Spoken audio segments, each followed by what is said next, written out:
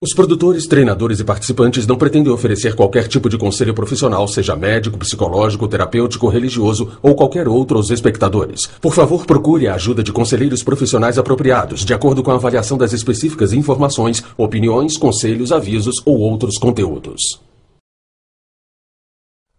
Parte da renda de A Resposta será doada a instituições de caridade e sociedades sem fins lucrativos que contribuem para fazer um mundo diferente. Mensagem prévia. As pessoas que se reúnem com um propósito têm um enorme poder. Assista uma mensagem especial logo após o filme sobre como aplicar os princípios na sua vida, na sua comunidade e no seu mundo. E agora, a resposta para absolutamente tudo.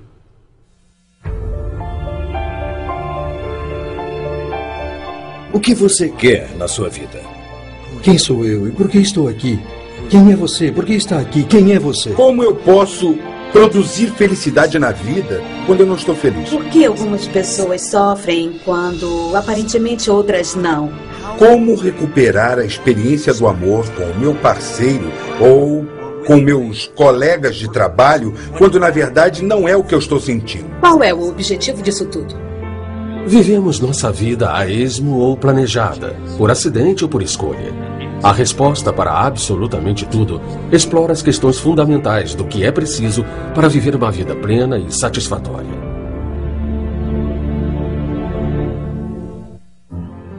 Você deve estar assistindo e se perguntando, mas o que é isso, afinal? O que é que eles estão querendo fazer com este filme? Estão tentando fazer um filme melhor sobre o segredo? Estão tentando nos revelar o verdadeiro segredo? Bom, francamente, não estamos fazendo nada disso. Estamos fazendo um trabalho que fala por si próprio. O que estamos tentando fazer é usar o conhecimento obtido através da experiência e colocá-lo num contexto que permita você alcançar uma verdadeira realização. Estamos criando distintas possibilidades para você, mas elas são bastante específicas. São muito rigorosas e exigem muita disciplina. E para que elas sejam poderosas, elas devem ser assim. Uma das maneiras de começar a jornada é prestando atenção à conversa que você tem com você mesmo e assim observando suas próprias reações e os seus julgamentos automáticos e as crenças despertadas. Enquanto assiste, você está olhando através dos seus filtros, da sua perspectiva de vida. Então, tudo que está ouvindo, tudo que eu digo, tudo que qualquer outro diga, na verdade, é você ouvindo através dos seus filtros. Ou seja, não dá para ouvir de outro jeito, senão do jeito que você acha certo. Como seres humanos, nós queremos estar certos em relação àquilo que acreditamos. Se você pensar bastante, realmente acreditar, você vai conseguir juntar evidências disso. Você só vai perceber aquilo que está buscando. E de todas as coisas que estão acontecendo, você vai... É como um radar. Vamos captar as coisas que comprovam o que nós já filtramos. Se você quiser estar certo sobre o que acha que está certo, é isso que você vai ouvir. Mas se você quiser achar o que há de errado, então vai encontrar tudo que há de errado. Se eu perguntasse a você e dissesse, você quer estar sempre certo? E você dissesse para mim, não, eu não quero. Então eu dissesse, claro que sim. E você diria, não, você nem me conhece. Então, ficaria claro para você que o que você quer nesse momento é estar certo quando diz que não quer estar com a razão. Quando acontece isso, você não ouviu uma só palavra que foi dita aqui. Você está trazendo a sua própria interpretação pronta para o que está sendo dito. Ora, esse é o primeiro passo para a transformação e a consciência. Nada na sua vida acontece fora de você. E é você quem dá sentido a tudo. E o sentido que você está dando agora só fará sentido se você souber que é você quem dá a direção. Sem isso, não há conversação. Você é uma fala da vida. Na verdade, um conjunto de falas, eu diria. E os resultados que você virá a criar dependem dessa sua fala sobre a vida. Dizem que nos primeiros 6 anos de vida, você é um disco virgem a ser programado. E as pessoas que o estão programando são os pais ou os responsáveis. E os que estão próximos a eles. E você grava no disco aquilo que recebe deles. Então, você segue a vida adicionando a esse disco todas as experiências pelas quais passa. sejam elas positivas ou negativas. Se quiser conhecer a natureza humana, olhe para os bebês. Eles são pura paixão e entusiasmo. Incrivelmente honestos, confiantes, amáveis e todas as coisas que você era quando nasceu. Mas o que aconteceu? Você ainda é assim? Nós somos curiosos quando pequenos. Você era curioso, eu também. Tínhamos apoio, alguém para nos levar para passear, para nos alimentar, para nos banhar, para nos vestir. Num certo momento, começamos a nos afastar de nossos pais. Fomos para a escola. Começamos a lidar com outros seres humanos do nosso tamanho. Começamos a competir e nos relacionar com os outros. Se não aprendemos a nos relacionar em casa, vamos ter problemas quando tivermos que lidar com os outros. Quando somos pequenos, somos condicionados. As coisas acontecem e nós somos condicionados a enxergar a vida através de uma única lente. A vida é isso. A vida tem que ser assim. É como se usássemos óculos com lentes azuis. A realidade passaria a ser essa. É assim que a vida é. Algumas pessoas aprenderam ouvindo os pais dizerem: a vida é dura e você tem que aguentar. Então você pensa, ok, a vida é dura. Agir partindo dessa ideia vai gerar um certo padrão de resultados específicos, diferente de quando aprendemos que a vida é fácil. Você talvez perceba que tem vários padrões na vida. Padrões de trabalho, padrões de dinheiro, padrões de relacionamento e também de saúde. Por exemplo, você trabalha em lugares diferentes, mas o chefe é sempre o mesmo. Eu dizia que tive o mesmo chefe por 10 anos, apesar de ter trabalhado nos 10 trabalhos diferentes. E olha que eu já até trabalhei para uma mulher, porque era a mesma coisa, era eu que criava a mesma pessoa na minha vida. A minha crença na época era de que precisava de alguém para me dizer o que devia fazer, alguém forte e controlador que me dissesse o que fazer. Eu não percebia que tinha criado essa história sobre quem eu era e sobre as pessoas da minha vida. Então ficava recriando a mesma situação sempre. É provável que você queira um aumento. Talvez seja o seu objetivo. Mas acontece que a sua fala é: meu chefe é muito difícil, ele não gosta nem um pouco de mim, eu não fui muito bem há uns 3 meses. Eu sei que às vezes ainda me olha feio, eu tenho medo dele. E pode ser que ele não me dê o aumento. Nós temos essa voz interna. Uma fala interna que não para. E ela é o nosso treinador interno, que nos ajuda a conseguir aquilo que nós queremos. Faça uma reflexão. Bom, em que áreas da minha vida eu tenho padrões? E, em vez de culpar o chefe, ou culpar o relacionamento, ou culpar a dieta, o que é realmente consistente nesses padrões? Nós atraímos para nós aquilo que queremos. É a velha lei da atração. Nós atraímos as pessoas que podem representar aquele modelo que serão como um espelho para qualquer situação na nossa vida. Se você pudesse ter apenas o futuro, você só teria oportunidades. Não há oportunidades no passado. O que ocorre é que o passado penetra no futuro. E aí, quando olha para o futuro, você vê o passado e o futuro misturados. Você olha para trás para ver aonde vai. Então você não tem futuro. Você tem um passado disfarçado com chapéus e roupas novas que você chama de futuro, mas é passado. Não tem importância o que aconteceu no passado. O passado acabou. O passado já era. Você não pode mudar o passado. Não tem como melhorar o passado. Se olhar um pouco mais fundo em sua vida, você verá que o que aconteceu há 5 minutos não tem nada a ver com o que acontece agora. Você vai ver que está fazendo escolhas na sua vida como se o passado não tivesse nada a ver com o presente. Todos nós já passamos pela situação de ir a uma festa de mau humor. Então pensamos, tudo bem, não vou estragar a festa. E é quando fazemos uma escolha diferente. Nós todos já vivemos situações em que, apesar de chateados, temos que ir a uma reunião e deixamos de lado o que sentimos.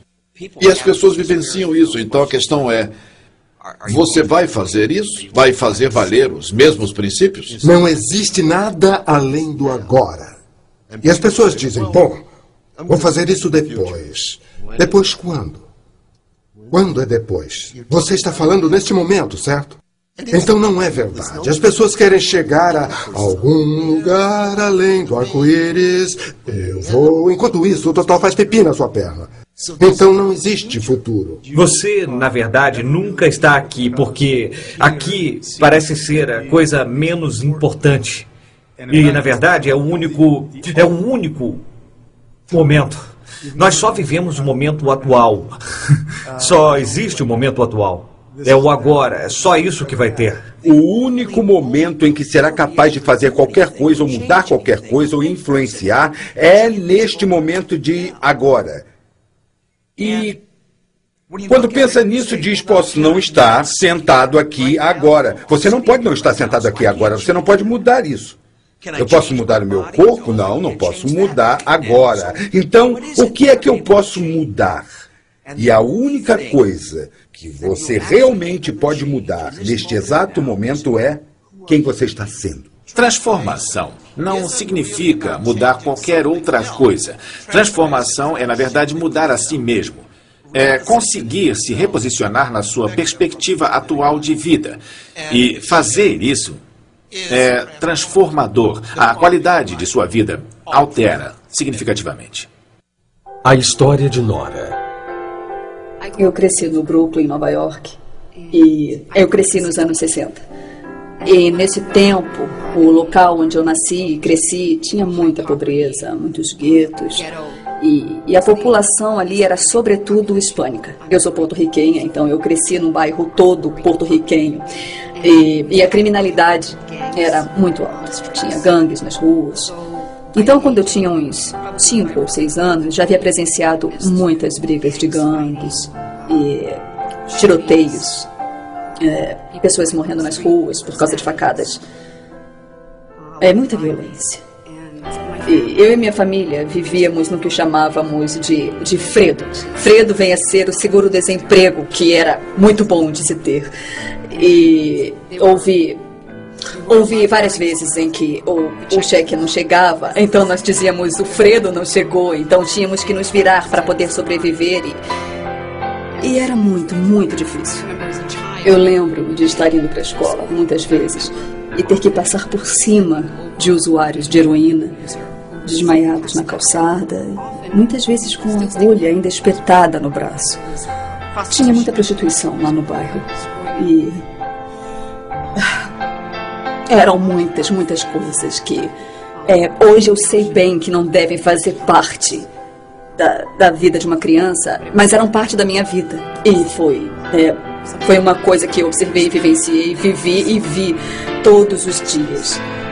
Era muito doloroso ver muitos homens e mulheres de origem latina,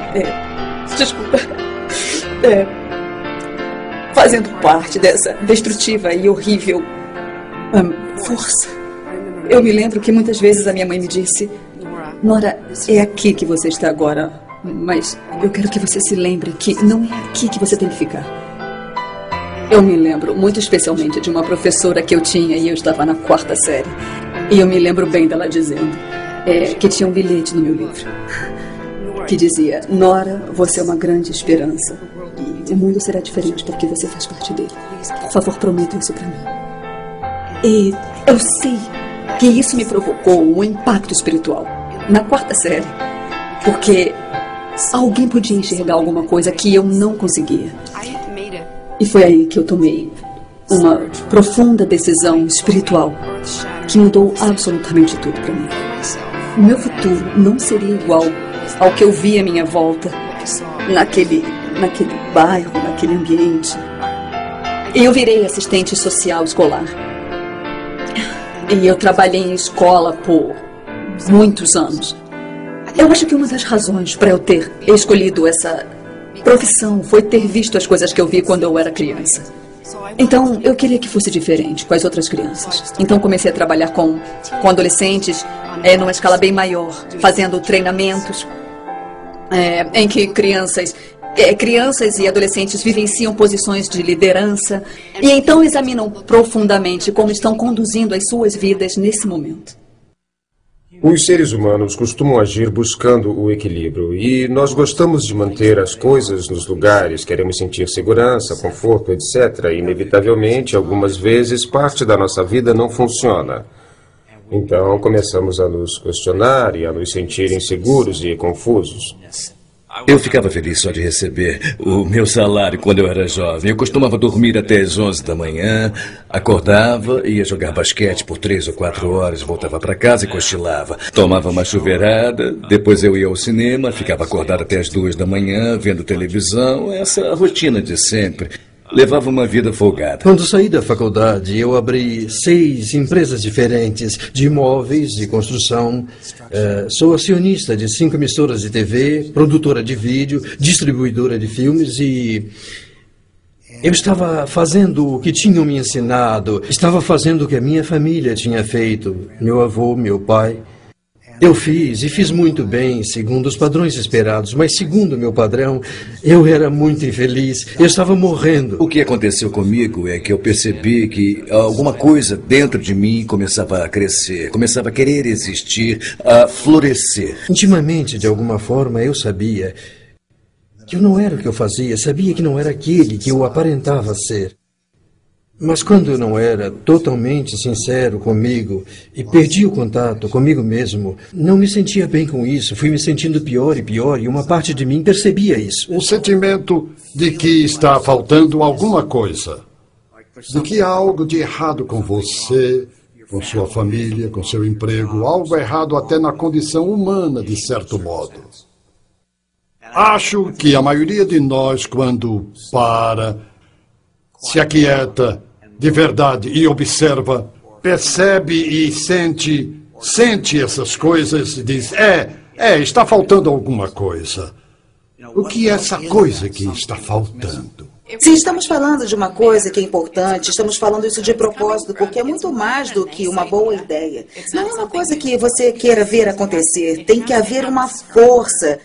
E é bem mais irresistível que isso, é uma coisa que faz a gente pensar, puxa, isso é importante, isso define quem sou eu. E é tão importante que eu vou ter que reinventar quem eu sou para que de fato aconteça. Você só se sente pleno se estiver ciente de quem você é.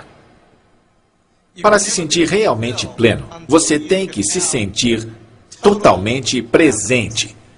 Sentir plenitude e satisfação sendo você mesmo. Se você está esperando que o motivo venha de fora, por uma mensagem, por alguma coisa que você vai receber, você pode esperar por muito tempo. Considere a possibilidade de você participar profundamente no processo de criação, com consciência e alerta como ser humano. Procure criar o seu motivo e deixe que ele mesmo inspire você. A história de Steve. Eu tinha sorte, 2 filhos ótimos e gostava da minha vida. Gostava da casa, do meu emprego, gostava da igreja, tudo era ótimo. Não era nenhum presidente nem nada, mas era um gerente. Eu tinha uma vida ótima, a minha mulher engravidou novamente e descobrimos que o bebê tinha síndrome de Patal. É super grave e fatal também. Ele viveu por 8 dias. Mas perder um filho virou nossa vida de cabeça para baixo. Nessa época, dávamos apoio a algumas pessoas que trabalhavam no Quênia e eles retribuíram. Por que não vem para cá por um ano? Minha mulher sempre quis trabalhar na África. Eu nunca quis. Mas, quando o bebê morreu, eu senti que deveria fazer alguma coisa para realizar os sonhos dela. Gostaria de dizer que foi um ato nobre, mas, na verdade, foi uma espécie de fuga. As pessoas comentavam e eu só queria estar num lugar onde ninguém soubesse, onde ninguém comentasse. Perder um filho, experimentar a perda de um filho, faz o mundo ficar diferente. Tudo se torna diferente. Essa é a verdade. As coisas que me importavam antes, sei lá, procurávamos uma coisa melhor e, bem, não faz a menor diferença agora.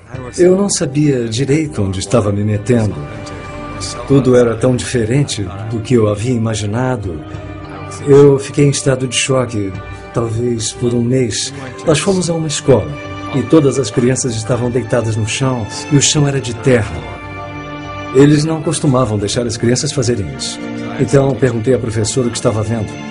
E ela respondeu, hoje é quinta e eles não comem desde segunda. Quando eles se sentam eretos, desmaiam. Desde então, tudo mudou para mim. Eu soube que jamais voltaria a viver a minha antiga vida.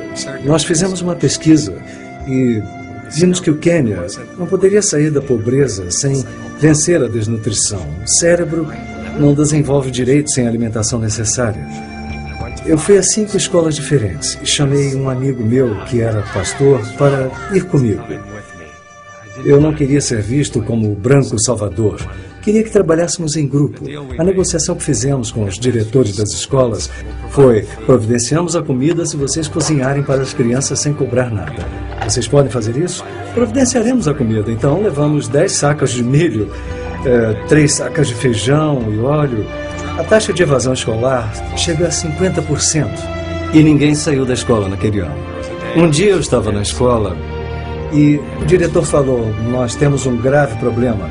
Só temos um livro para cada grupo de 14 crianças. Ele me disse que seu objetivo era conseguir um livro para cada 4 crianças.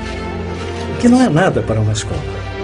Eu não sou um homem bom, não sou um homem santo. Eu tenho uma relação com o meu volante.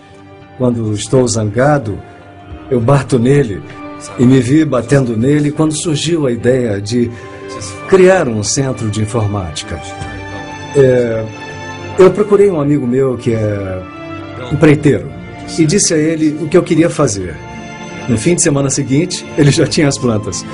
Nós conseguimos um container usado, limpamos bem por dentro, colocamos chão de madeira, prateleiras e abrimos janelas. O container tem 5 centímetros de espessura. Não dá para ser arrombado facilmente. Colocamos energia solar, o que foi uma solução bem barata, porque nenhuma escola tinha eletricidade ou água. Grande parte da zona rural do Quênia não dispõe disso. E eu nunca vou me esquecer de uma criança que me disse: quando você chegou, disseram que era para fazer um centro de informática, mas eu não acreditei. Então eu o levei até o centro. Eu segurei os dedos dele e teclamos o nome dele. Ele começou a chorar e disse: agora eu acredito. A solução para os problemas do Quênia devem vir das crianças quenianas.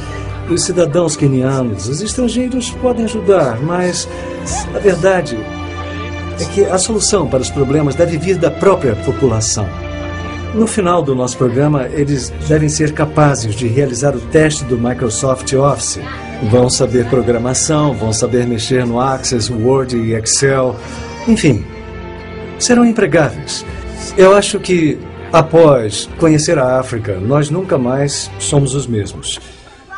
Quando nosso filho morreu e nós fomos para o Quênia, perguntei à minha mulher se ela pensava em adotar uma criança. Ela só conseguiu chorar. Era doloroso para ela.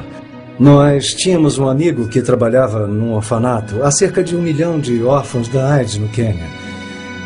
Ela pegou uma bebezinha e a funcionária do orfanato perguntou se ela gostaria de conhecer o bebê gêmeo.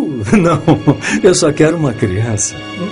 Mas ela voltou e perguntou se minha esposa queria segurar aquele lindo bebê gêmeo. Ela perguntou se o gêmeo era um garoto. Quando a moça confirmou, minha mulher apenas chorou. Ela não tocou no assunto por 1 semana. Mas depois me disse que achava que aquelas crianças deveriam ser nossas. Quando ela ficava grávida, eu sempre dizia: não seria legal se fossem gêmeos? E ela me batia. Então, eu nem acreditei. Bom, voltamos ao orfanato e nos envolvemos facilmente.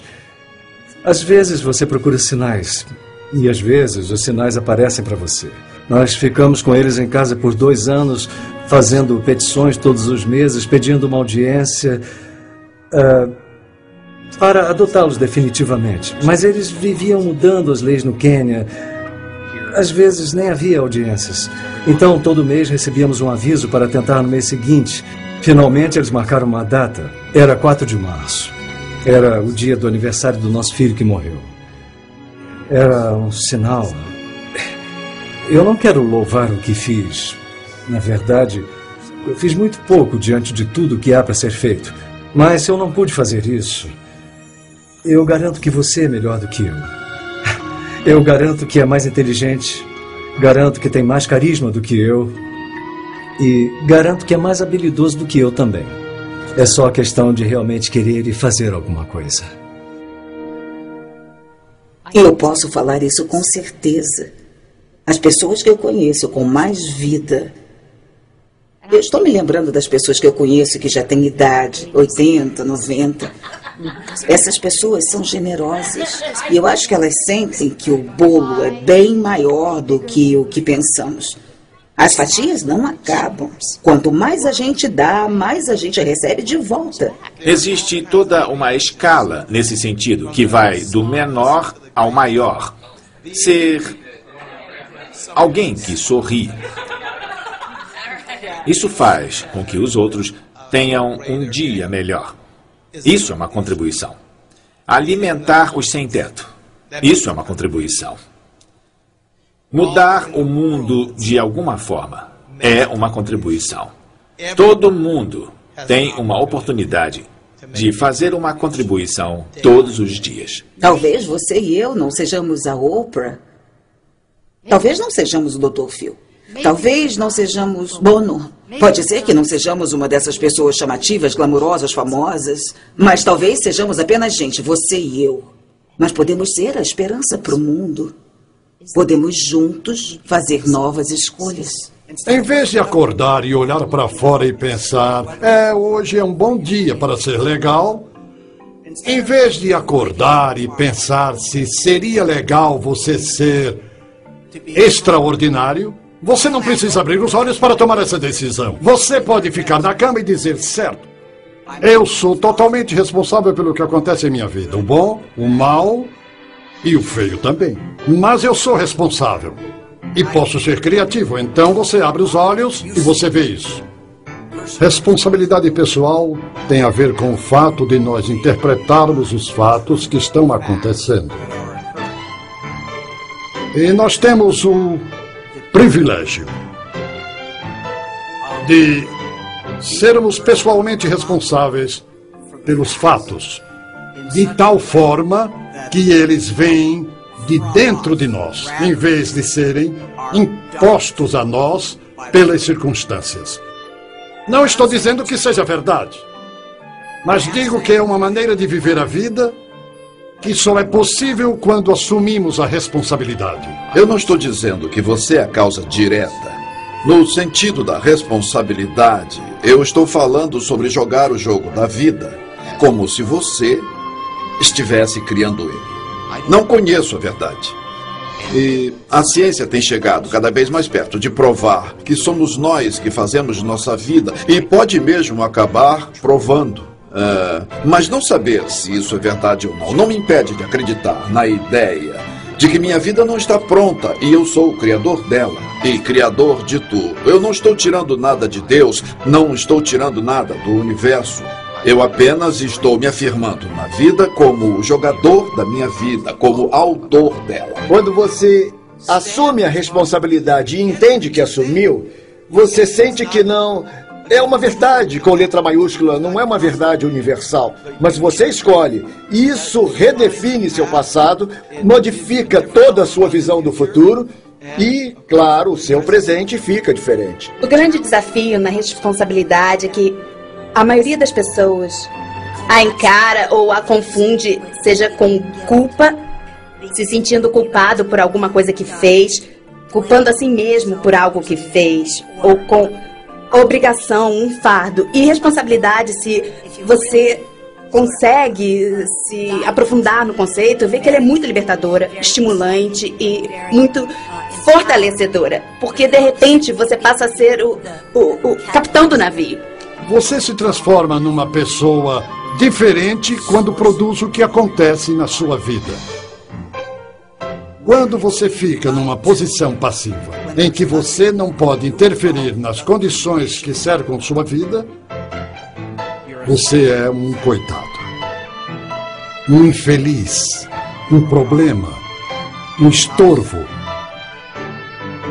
Quando você é a origem, é você quem comanda, é você quem controla, você é o chefe. Você é o patrão da sua vida. E é fácil ser o responsável pessoal quando as coisas andam do seu jeito. Eu criei isso. Eu comprei essas ações na hora certa. E me sinto feliz comigo mesmo. Epa, eu acho que comprei essas ações na hora errada. E elas caíram. É um pouco mais difícil de se responsabilizar. Mas o jogo é o mesmo. Você tem que assumir o bom e o ruim. Não existe meio termo. Não pode ser responsável pelo que funciona e ter outra pessoa responsável pelo que não funciona. Você é 100% responsável. 100%. Transformação. A palavra transformacional pode parecer um pouco misteriosa. Que tal trabalho de mudança de perspectiva? Bom, se todo mundo simplesmente mudasse de perspectiva e entendesse que não precisa ser do jeito que é, pode ser o Nirvana. Porque decidimos. Transformação não significa necessariamente uma mudança em alguma coisa que você possa ver.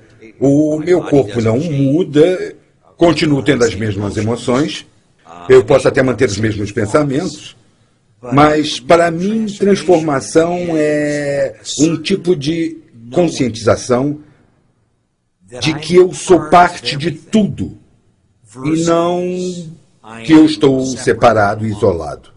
A transformação ocorre no momento que você percebe que é o autor. Não digo que ser autor é ser responsável ou culpado. Não há culpa no modelo transformacional. O que há é aceitação, amor e também uma compaixão pela condição humana.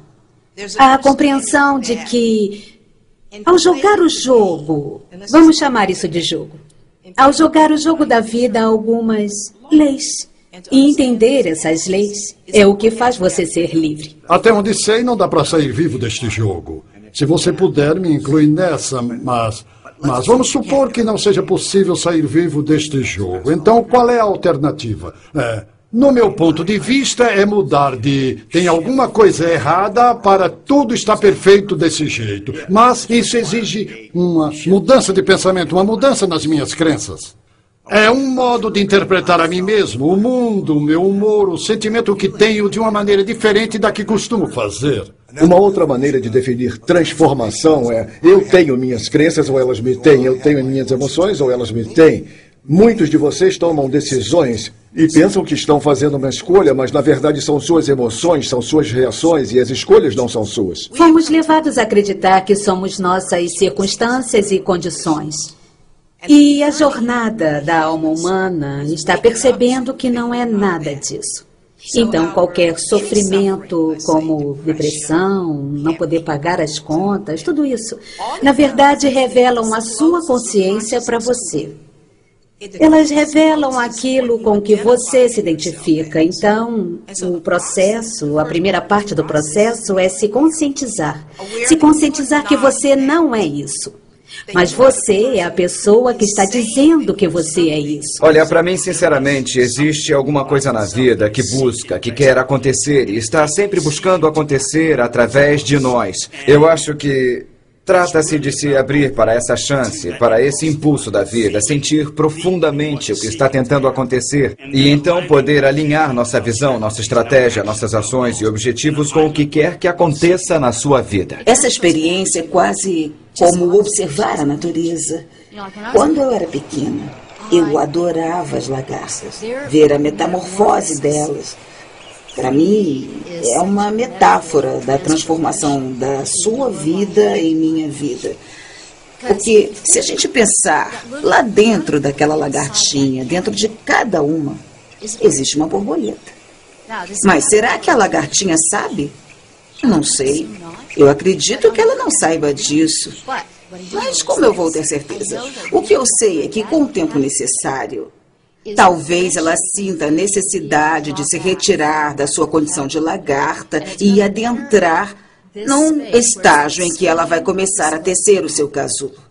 E naquele casulo, uma coisa poderosa vai acontecer. A história de Tony. Eu cresci no Oregon. Meus pais se divorciaram quando eu era muito pequeno. Eu estava com 4 anos e minha mãe se casou e se divorciou 5 vezes e muita coisa aconteceu enquanto eu crescia. Nós não nos falávamos com frequência, tínhamos regras em casa e uma delas era eu não ser visto. Eu não podia ficar em casa quando eles estivessem lá. Havia muito estresse na casa e, de forma alguma, eu era perfeito. Eu sei que eu aprontava às vezes, mas o ambiente em casa não era dos melhores. E eu sabia desde pequeno que ela não me queria. Então, quando eu fui expulso de casa, aos 16 anos, eu não fiquei muito surpreso. Eu sabia que isso podia acontecer. Eu arrumei o máximo de dinheiro que eu pude, coloquei minhas coisas na mala do meu carro e depois eu me mandei. Passei a maior parte do segundo ano do ensino médio nas ruas, dormindo no banco de trás do carro. Esse foi o pior momento da minha vida.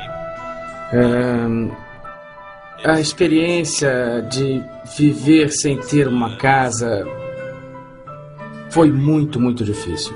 Por razões que eu não podia imaginar. Eu mantive segredo sobre o que tinha acontecido em casa para todas as pessoas que estavam à minha volta. Quando eu não tinha o que fazer e esse era o pior momento, eu ficava dirigindo até tarde da noite, até decidir estacionar o meu carro em algum lugar e tentar dormir no banco de trás. Tentar dormir no carro era dificílimo, porque era quando eu me sentia mais deprimido, quando eu me sentia totalmente desesperançoso e eu sentia como se não tivesse uma saída. E depois de um ano nesse processo de construir negatividade em cima de negatividade, em cima de negatividade, de muita frustração, eu percebi que eu não podia continuar daquela maneira. Eu cheguei a um ponto em que não havia mais espaço para continuar naquela direção sem me despedaçar. Foi aí que eu tomei uma decisão muito consciente. Eu não vou me permitir continuar pensando dessa forma, porque eu não posso. Foi aí que eu passei a objetivar o sucesso na vida. Isso passou a ser o meu propósito de vida. E no dia em que eu decidi fazer isso, o que mais me ajudou foi ter compartilhado com outras pessoas. Eu contava para elas quais eram as minhas metas. Falava o tempo todo, falava com todo mundo, todos os meus amigos, todos os meus professores, as pessoas com quem eu trabalhava, todo mundo sabia onde eu queria chegar. Eu criei uma imagem clara de onde eu queria chegar na minha vida e era tão longe de onde estava que me obrigava a me mexer e correr atrás. Aos 19 anos, eu acabei montando um negócio que me rendia um ganho mensal de 6 dígitos e tinha pouco a ver com conhecimento ou com experiência. Naquele momento, eu não tinha nada disso. Na verdade, o que eu realmente tinha era 100% de disciplina, confiança e dedicação. Minha dedicação era total. Eu não conheci meu pai na infância e, embora muita gente me dissesse para procurá-lo, isso nunca foi uma prioridade para mim. Eu acabei quase que por acidente encontrando ele quando eu tinha 18 anos. Eu encontrei não apenas o meu pai, mas uma enorme família que não sabia que existia e que vinha me procurando e procurando minha irmã caçula por quase 15 anos. Eles me receberam de braços abertos e foi uma mudança radical na minha vida. Eu também encontrei minha tia, de quem eu acabei me aproximando muito. Ela é como uma mãe para mim. Agora eu sei o que é ter uma mãe graças à minha tia, a irmã do meu pai. Eu descobri uma irmã mais velha que eu não sabia que existia. Ela tem uma filha e eu tenho uma sobrinha. Agora eu virei o tio Tony. Algo que teve um grande impacto na minha vida. Acho que você pode encontrar um propósito na sua vida através dos eventos e desafios que surgem na sua frente. Acho que, se olhar bem, vai encontrar. Ele está ali. Você pode passar a vida condenando seus pais, condenando pelo que eles fizeram. Mas há uma grande chance de que eles tenham feito o melhor que podiam, levando em conta o conhecimento, a consciência e as circunstâncias que eles tinham na época. Quando alguma coisa acontecer, procure o ouro. Procure o valor e determine. É então que ele é positivo. A história de Diego. Eu sou arquiteto, nasci na Argentina e vim para os Estados Unidos como estudante num programa de intercâmbio. Quando estava com 17 anos, então veio a oportunidade de trabalhar aqui, ganhar alguma experiência na minha área. E uma coisa levou a outra. E nessa época eu vivia trocando de emprego. E comecei no escritório novo, trabalhei durante uma semana e de repente eu comecei a sentir dores de cabeça, náuseas e enjoos terríveis que não passavam. Então eu chamei um amigo meu e pedi que me levasse ao hospital e eu sabia que alguma coisa estava errada. Então eu expliquei para o médico os sintomas e ele me disse: isso me parece meio estranho. Ele me mandou fazer uma tomografia imediatamente e voltou dizendo que eu não iria a lugar algum. Quando perguntei por quê, ele disse que acharam algo no meu cérebro do tamanho de uma bola de golfe e que eles não sabiam exatamente do que se tratava e a única maneira para descobrir seria abrir a minha cabeça. Abrir a minha cabeça e fazer uma cirurgia. Obviamente eu fiquei assustado e senti muito medo naquele momento. Mas eu não tinha entendido bem o que estava acontecendo e ele disse que teria que me fazer algumas perguntas. Eu respondi que tudo bem, qualquer coisa que ele quisesse. Nós precisamos de instruções, ele disse. O que vai acontecer se você acabar ficando num estado vegetativo? Ou se não for mais capaz de andar? Foi aí que eu caí em mim. Isso não é brincadeira, é muito sério. É como se alguém lhe dissesse agora: a sua vida vai acabar amanhã de manhã.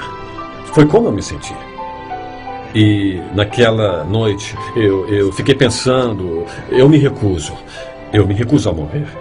Eu vou viver, eu não quero nem saber o que dizem. E eu lembro que eu levantei durante a noite e tinha um quadro negro no quarto. E eu lembro que eu escrevi ali Hasta la vitória sempre, o que significa até a vitória sempre. Para lembrar a mim mesmo, quando voltasse e lesse aquilo, que era o que tinha que manter na cabeça. Era lutar até o fim, haja o que houver. Eles fizeram exames, análises e descobriram que se tratava de um tumor cerebral. E o médico me disse: bom, esse é o câncer mais agressivo que se pode ter. Apenas 5% das pessoas conseguem sobreviver. Eu não posso lhe dar mais do que 5 anos de vida. Nada além disso. Então, um monte de coisas passou na minha cabeça. O que eu vou fazer? Eu volto para casa? Eu fico aqui? Qual é o propósito de tudo isso? O que está acontecendo? E ele me deu uma lista de médicos para eu procurar. E eu fui ver todos os médicos e todos eles me davam 1 ano de vida e um médico me deu apenas 10 meses. E até que eu fui ver um especialista e que disse: quer saber? Vai sobreviver. É mesmo? Mas como eu posso? Então ele começou a enumerar todos os aspectos. E eu disse: eu quero você como médico. Você está no meu assento do motorista. E então eu comecei a tratar com ele. E então o câncer voltou. E ele disse que dessa vez era necessário removê-lo. E então, mais uma vez, eu me senti num momento crucial, porque não é sempre que podemos ser operados. Imagine que estão abrindo a sua cabeça e há um tempo limite para isso. Foi o que fizemos e tudo saiu muito bem. E eu fiquei muito exausto contando e recontando a história. Então, eu tive a ideia de criar um blog. E é impressionante a quantidade de pessoas que nunca tinha visto de diferentes partes do mundo. E essas pessoas começaram a me escrever e elas queriam saber mais sobre o que estava passando. E tinha muita gente espiritualizada. E também tinha coisas do tipo: eu pedi umas freiras no Chile que rezassem por você. E eu não sei quem na Venezuela está fazendo não sei o que para você. E eu acho que o meu nome está até num local sagrado lá em Israel. E todas essas pessoas realmente se importam. E isso também me levou a desenvolver a amizade com as pessoas que me ajudaram espiritualmente. E tudo sem qualquer interesse. Eles me ajudaram a aprender como curar a mim mesmo. Como meditar. Também aprendi que há uma maneira de ajudar outras pessoas visualizando-as mentalmente. E vendo elas com saúde. Bom, eu não sei se todas essas coisas funcionam ou não funcionam, mas funcionaram muito bem comigo. É um sentimento de nós todos estarmos conectados de alguma maneira. Quando o médico lhe diz que você tem uma doença grave ou uma doença terminal, acredito que você tem escolhas. E as escolhas são: você pode ser a vítima e permitir que a doença vença você, Ou você pode agir assumindo a responsabilidade e decidir viver. Os médicos têm um lugar certo neste mundo, não há dúvida sobre isso. Mas querem saber, a ciência não tem como competir com a natureza.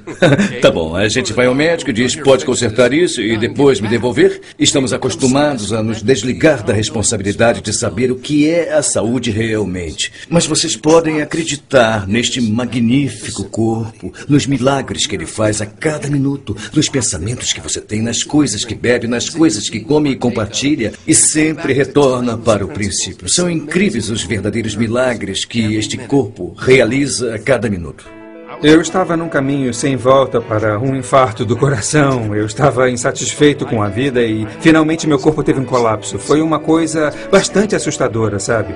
Perdi meu emprego e depois disso eu passei mais ou menos 1 ano naquele ritmo bem lento de recuperação.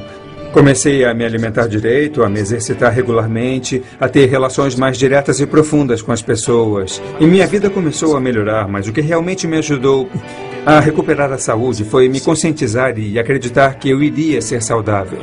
Não acreditei nem por um minuto que iria ficar doente pelo resto da minha vida. Olhando para trás, eu vejo que muitas pessoas ficam fatigadas e nunca se recuperam. Acho que é bem comum se render, porque alguém que está sofrendo assim fica preso ao próprio corpo. Cai em depressão, não consegue funcionar direito e acaba preso a uma espiral de pensamentos negativos. Eu sei que você pode ter ouvido essa ideia de que você cria tudo o que acontece em sua vida. No meu ponto de vista, é levar a ideia longe demais. Eu acho que aí existe um risco concreto de que esse tipo de coisa careça de compreensão,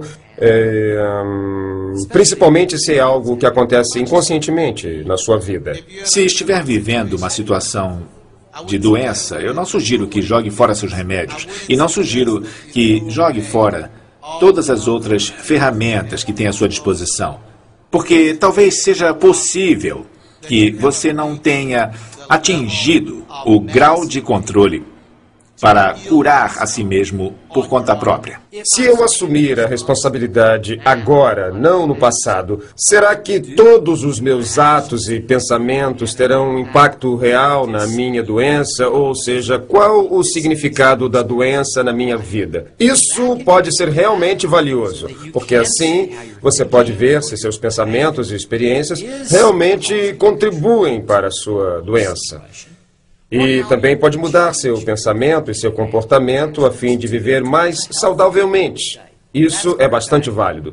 Mas não se você estiver achando que você é o culpado e que ficou doente por causa dos seus erros. A história de Roger.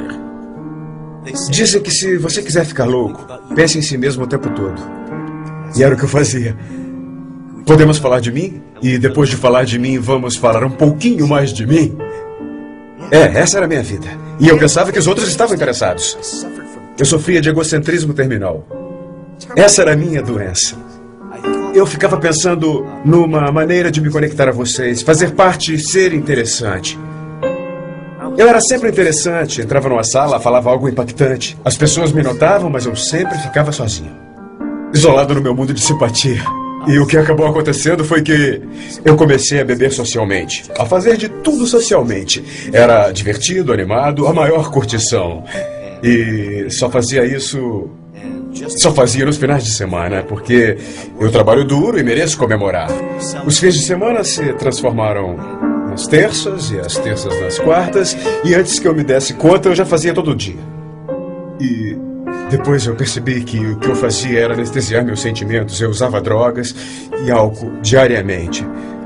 1 grama de cocaína todos os dias e às vezes mais. Bebia gin, trocava para vodka, achando que não iria sentir mais as dores de cabeça. Então eu parei de trabalhar. Gastei todo o meu dinheiro, pedi emprestado, me isolei, me desliguei de todo mundo. Eu vivia como um vampiro. Eu ficava acordado a noite toda, dormia o dia inteiro. Ficava fazendo as mesmas coisas sempre. Depois de tempos em tempos eu dizia, este é o meu último dia. Amanhã eu vou voltar à ação, voltar à realidade e levar a minha vida adiante. E aí no dia seguinte, eu me via repetindo o mesmo comportamento e fazendo exatamente a mesmíssima coisa. Como eu não conseguia enxergar o meu comportamento, basicamente o que eu estava dizendo para mim mesmo era: Dane-se. Dane-se. Eu não tô nem aí, eu não sou mais responsável. E então continuava fazendo as mesmas coisas. Eu não posso dizer quando ou como, porque não era eu. Mas um dia eu percebi. Percebi meu comportamento. Antes eu não conseguia percebê-lo. Descobrimos que com qualquer tipo de vício, seja álcool, drogas, distúrbios alimentares ou sexuais, jogatina, que o comportamento, os vícios, o que você faz com as substâncias é apenas o sintoma. Porque o verdadeiro problema está encoberto. É o que chamamos de pensamento destrutivo. Pensamento destrutivo. Meu pensamento confuso, minhas crenças, tudo em mim. A voz na minha cabeça mentia para mim o dia todo e eu acreditava nessas mentiras. Na verdade, eu tinha medo. Medo de ser, medo de sentir. Medo de estar na vida. Medo de tomar uma atitude.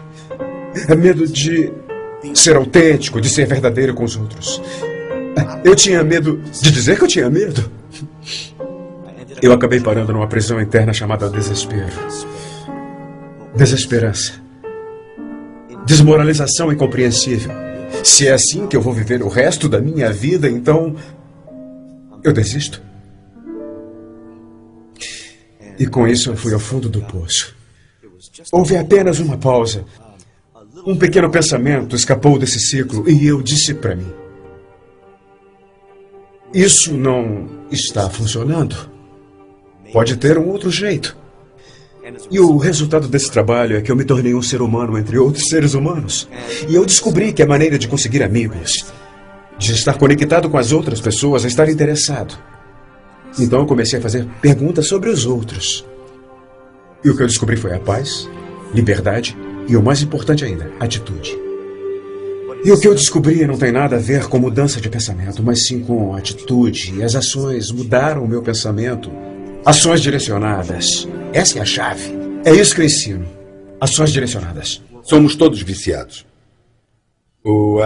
Não há ninguém que não seja. E a questão é até que ponto você é viciado. Há os vícios físicos, o álcool, as drogas e esse tipo de coisa. Há o vício em sexo, em prazer. Você sabe, todo esse tipo de vício em jogo, em riscos e nesse tipo de emoção, nessas coisas todas. Mas todos nós somos viciados em ser vítimas.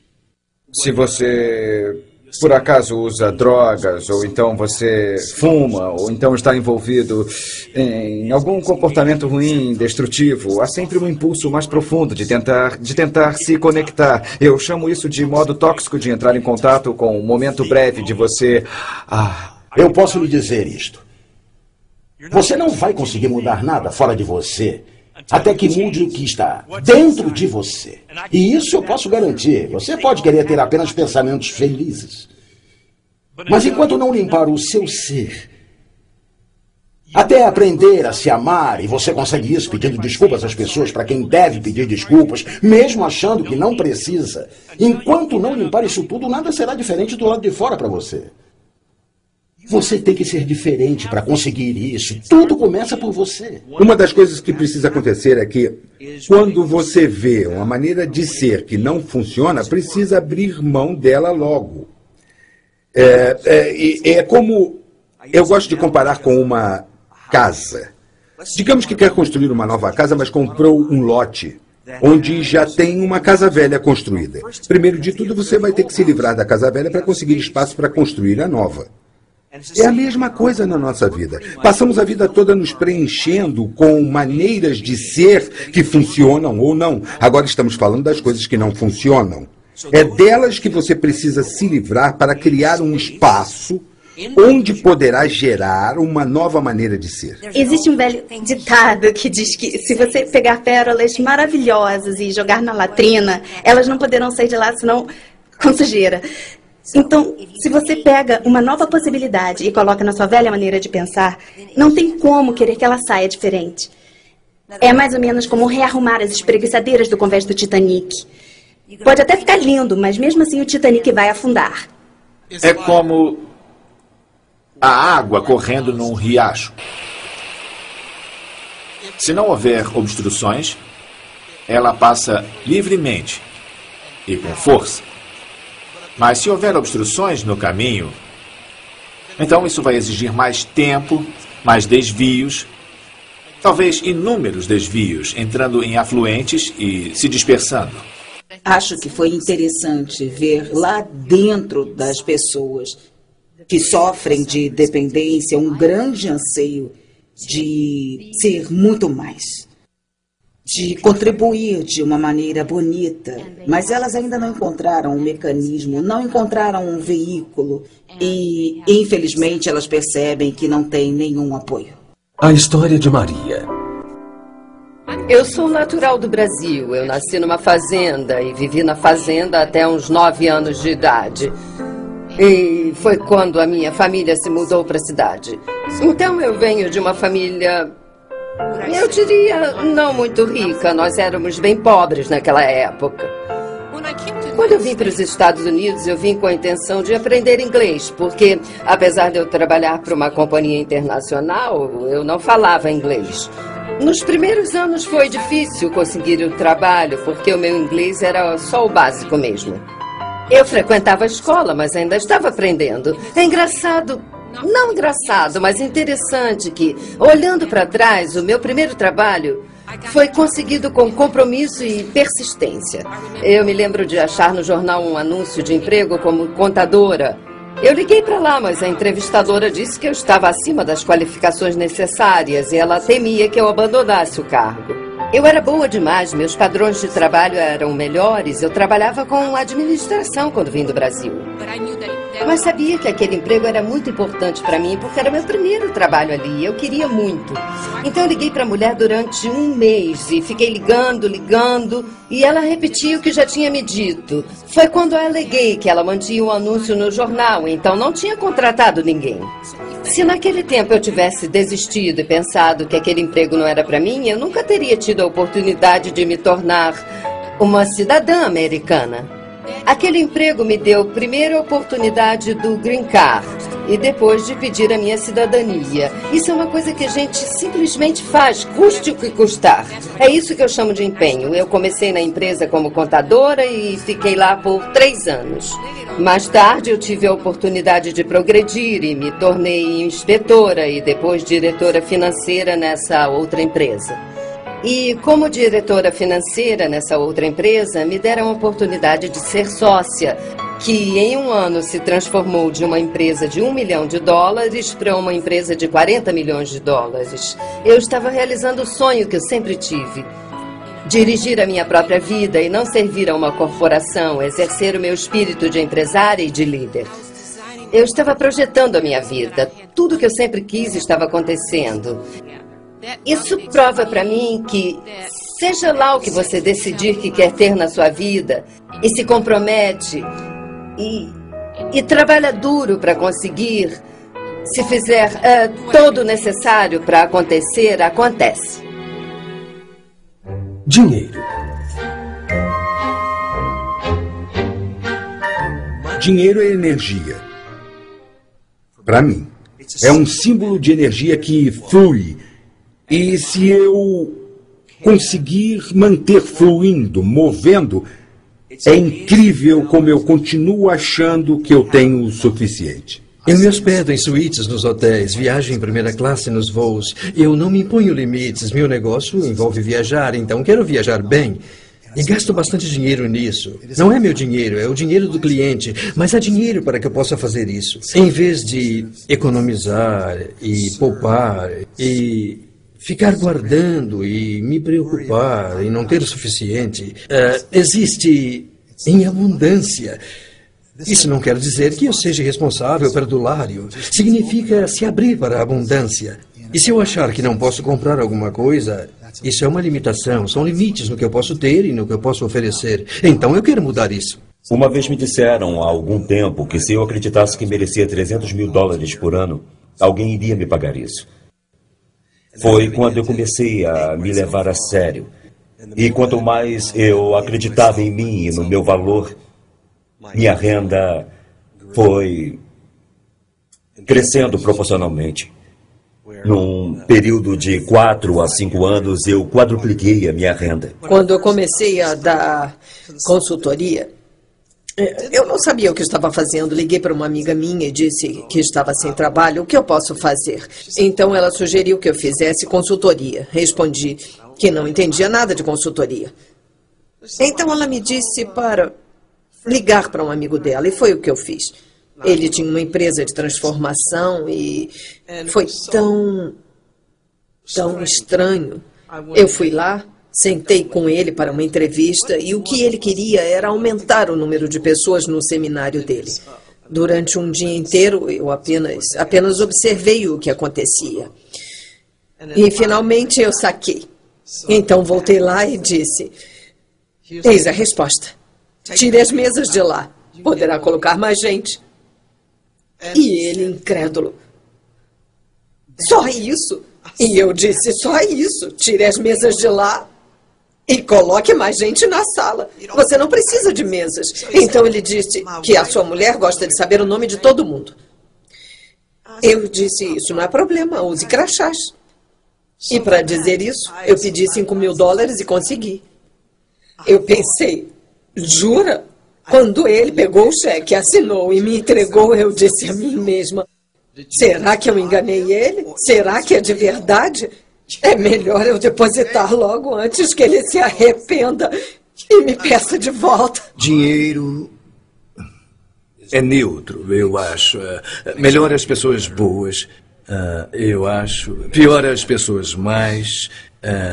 É o que eu acho, mas há exceções para todas as regras, mas dinheiro é apenas um aspecto do que chamo de saúde. Todos nós sabemos como é se sentir doente financeiramente.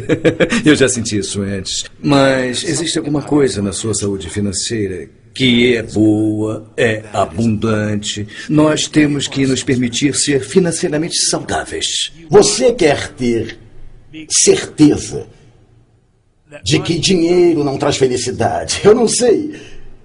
Acho que as pessoas acreditam quando dizem isso, mas para mim é riqueza e bem-estar. E acho que se você pensar dessa forma, estar abrindo espaço para o dinheiro. Para mim, se você não tem dinheiro, deve pensar de quem você se ressente por ter. Descubra o que inventou sobre quem tem dinheiro, suas ideias sobre essas pessoas que têm dinheiro. Se você pensa que o dinheiro é a fonte do mal, se você pensa que é sujo, que dinheiro faz de você ganancioso, que o dinheiro é para as pessoas que trapaceiam e mentem e roubam, se você vê o dinheiro de alguma dessas formas, você nunca vai ter dinheiro, porque se você tiver dinheiro, você vai se enxergar como sujo, podre e fonte de todo o mal. Alguns de vocês conhecem pessoas que têm muito dinheiro e são pobres de espírito.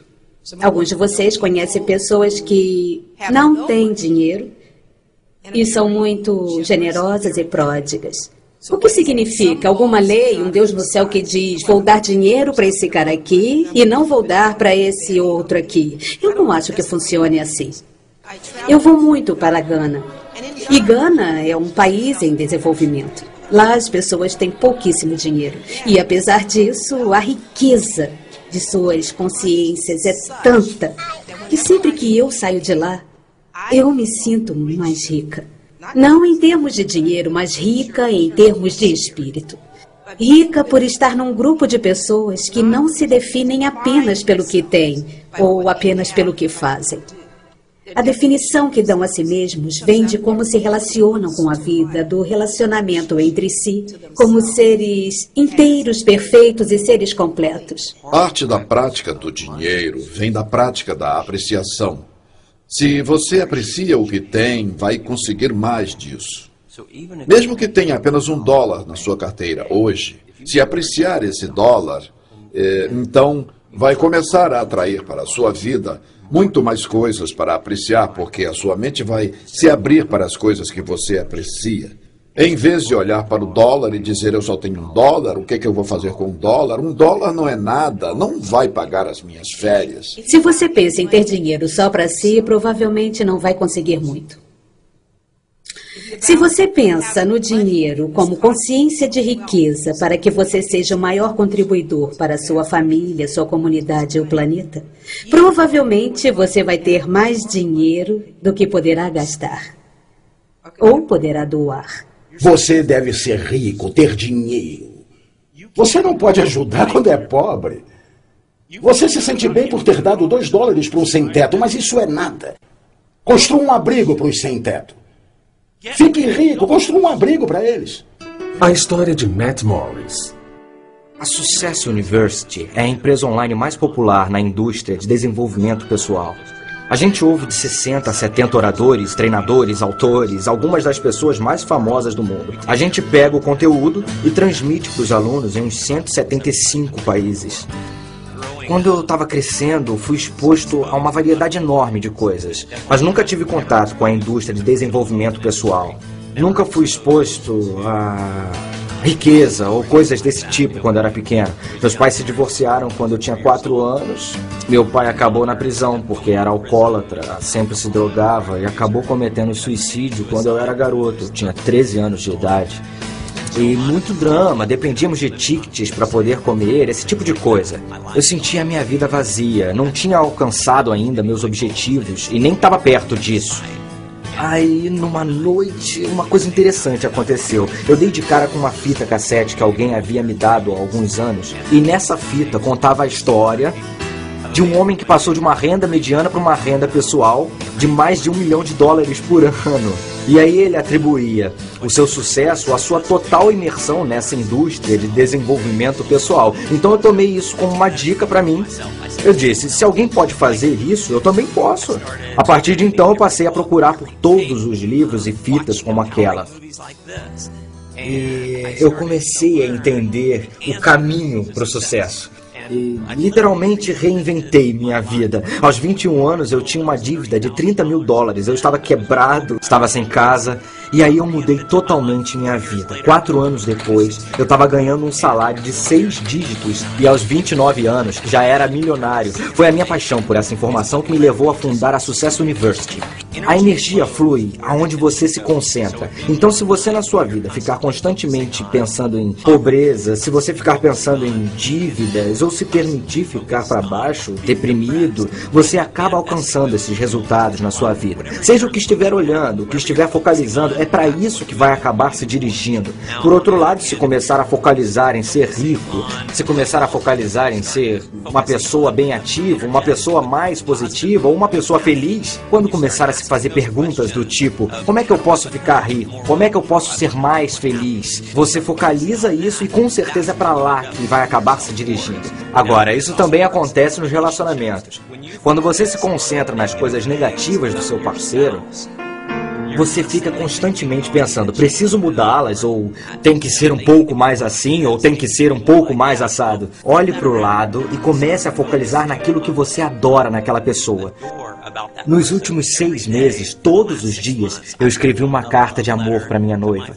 E podem ser coisas simples, podem ser apenas 2 frases, podem ser 3 ou 4 páginas, mas eu tiro talvez 5, 10, 15 minutos por dia para escrever um bilhete para ela. E o que isso produz? Não apenas faz de mim o cara mais romântico do mundo e faz com que ela me enxergue com mais afeto, amor, gratidão, mas o mais importante é que também me mantém focalizado continuamente no que eu amo, no que eu adoro nela. Eu estou constantemente reforçando na minha mente todas as coisas que eu adoro e por causa disso eu recebo muito mais gratidão, muito mais amor e mais paixão do que eu já recebi na minha vida. Relacionamentos. Amor. Como conseguir mais amor? Os índios americanos dizem que é bom usar o sapato de outros. O que isso quer dizer realmente? O que significa é eu posso realmente viver minha experiência passando pelo que a outra pessoa passou? Essa é a verdadeira comunicação e quando se faz isso, você sente um enorme senso de empatia e amor e ligação.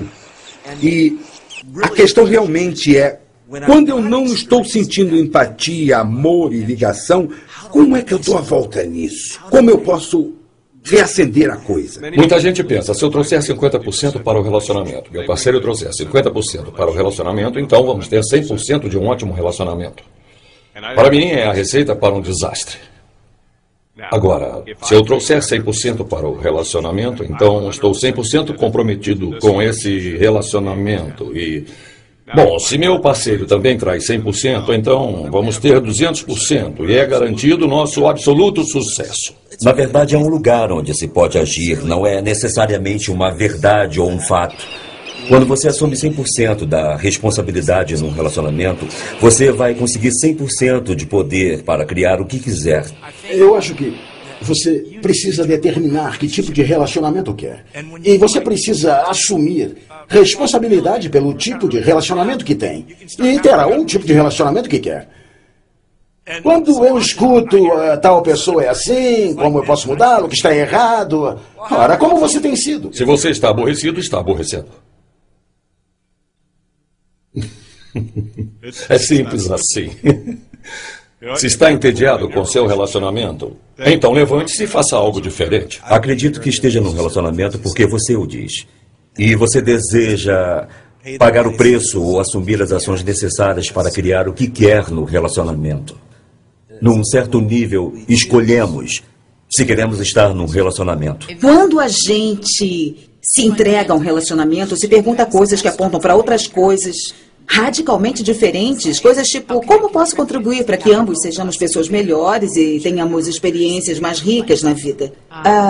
Indiferente do quanto isso seja difícil e das bobagens que a gente possa fazer, porque todos fazemos bobagens, eu vou me manter firme, não importa como. Num relacionamento, as duas pessoas desejam união e liberdade. Frequentemente acontece de nos sentirmos unidos, mas depois oprimidos. Muito sufocados, nos afastamos para ter mais liberdade, aí nos sentimos desconectados, então voltamos e aí vem juntos, separados no relacionamento. É preciso esforço para manter um relacionamento. É preciso bem menos esforço para se desligar. Bom, existe muito mais alegria quando se está junto do que quando se está desligado. É a velha história. Preço, recompensa. E digo que o preço para o desligamento é muito, mas muito pesado. E a recompensa por estar ligado é valorosa demais para desperdiçar. Eu prefiro a palavra dança para expressar o relacionamento. A cada dia uma dança diferente. Por que não? Nós, como seres humanos, não somos os mesmos no dia a dia. A pessoa que você é hoje não é a mesma da semana passada, é? São coisas que você aprende. Novas conscientizações, novos arrais. E a pessoa que, enfim, o seu parceiro também não vai ser o mesmo. Então você precisa aprender a dançar juntos. Bom, em certo momento eu posso decidir, isso não é o que eu quero.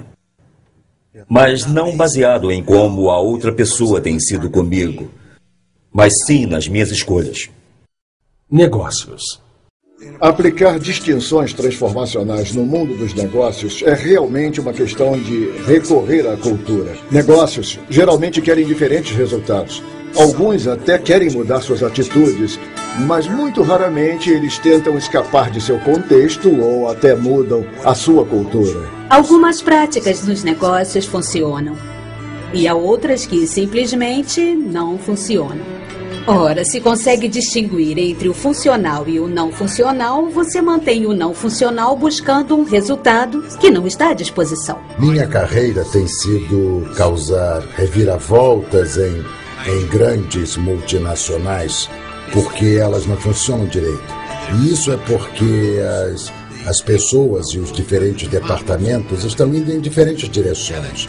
Não é o caso de dizer que não estão trabalhando duro, porque estão fazendo isso. Mas, infelizmente, existe um ambiente de culpa, desconfiança e acusações, porque as pessoas não sabem para onde estão indo. Eu me lembro quando a Wells Fargo se fundiu com o First Interstate Bank. 1.600 gerentes não se conheciam mesmo após 1 ano e meio de fusão. E eles se enviavam memorandos dizendo: cooperem, colaborem.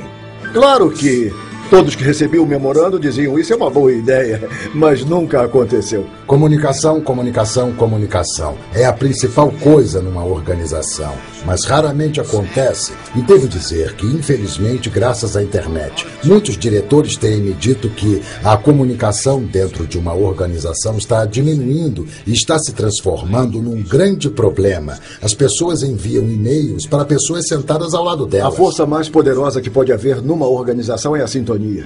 Pessoas fazendo coisas diferentes, mas tendo o mesmo propósito, o mesmo objetivo. Não estamos falando de liderança através de ditadura.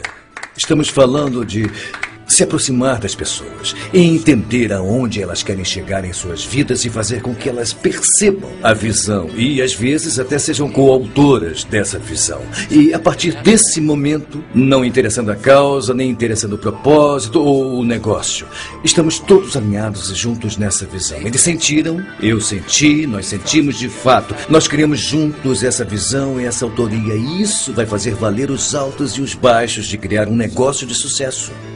Pense na possibilidade de cada pessoa da sua empresa estar a serviço de todos os outros na empresa.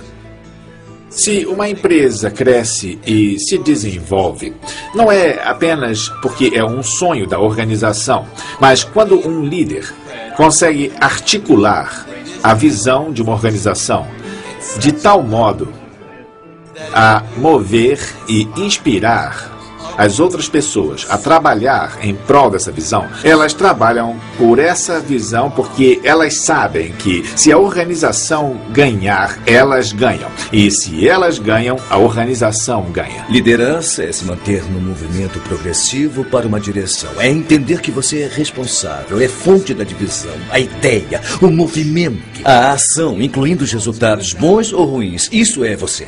O que eu faço às vezes para me lembrar disso é sair e olhar como a natureza é bonita. E eu já percebi que ela é sempre envolvente, está sempre se recriando, 24 horas por dia, 7 dias por semana. E isso faz com que eu me lembre quando eu estou em movimento e quando eu estou estagnado.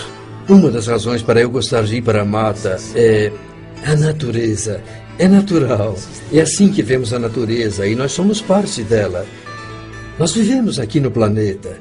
Então, quando olho para a natureza e vejo como ela funciona, vejo como minha vida deve funcionar. E se eu cooperar com essa maneira de ser, ela flui facilmente. Mas se quiser fazer a meu modo, fica difícil. O problema nos negócios é, eu vou montar uma empresa porque ela vai me trazer a independência financeira, vai me ajudar a não me preocupar em me aposentar, vai gerar uma renda passiva.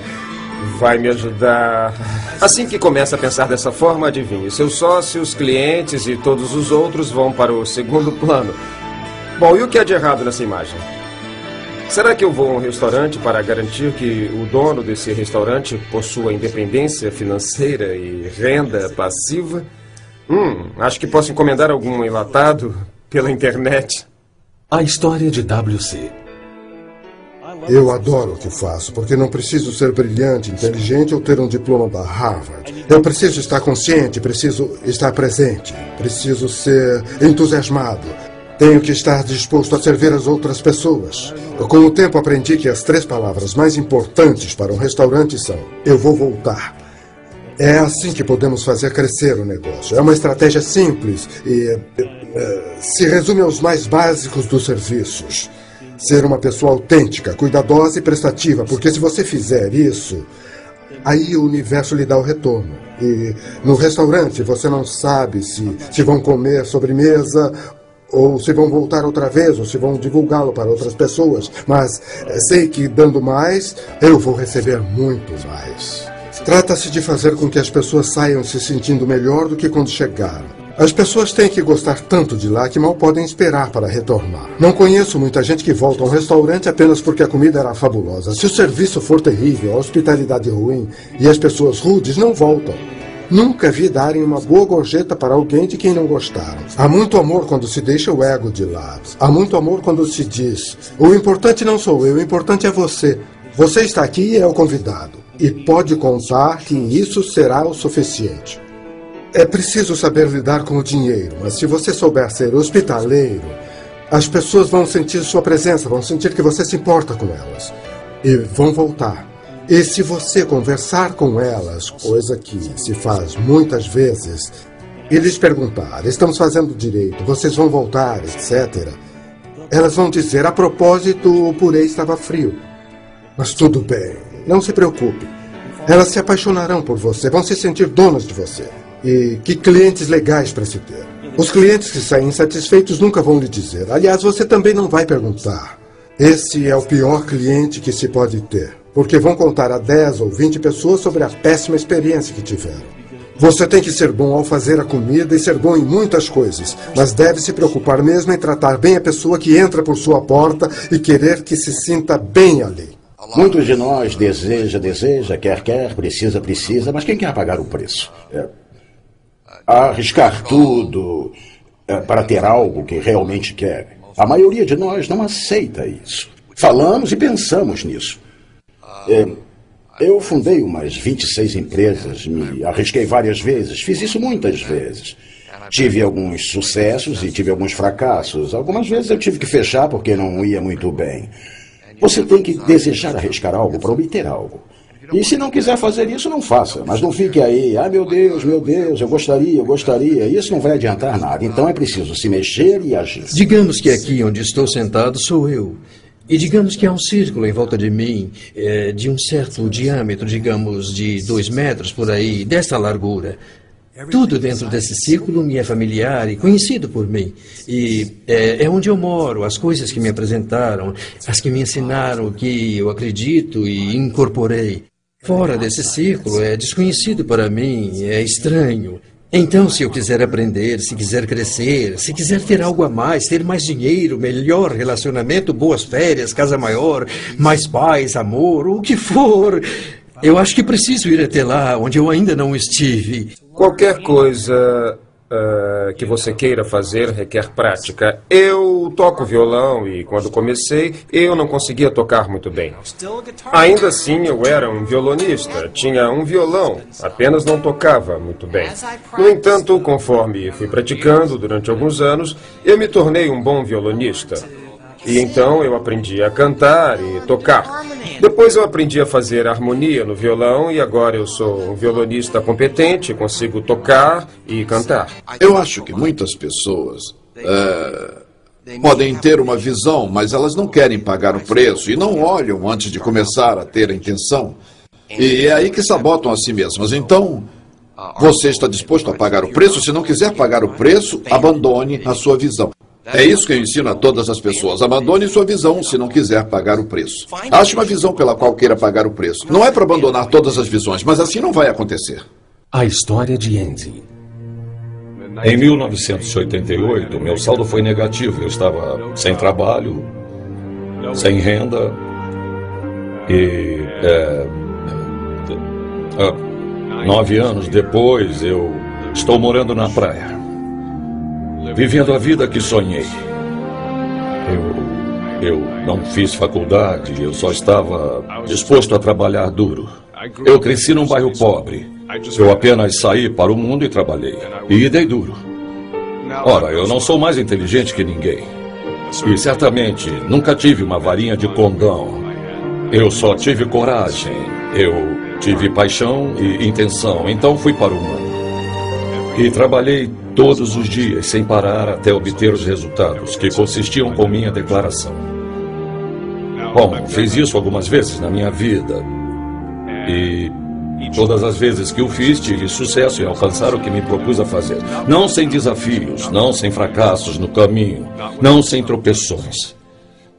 Mas eu estava determinado. Se você realmente quiser uma coisa, faça o que for necessário para que aconteça. Esteja disposto a passar por apertos ao longo do caminho. Eu paro e sonho com outras maneiras de fazer dinheiro. Eu vou à luta e às vezes até consigo. Agora, todo mundo vence? Não.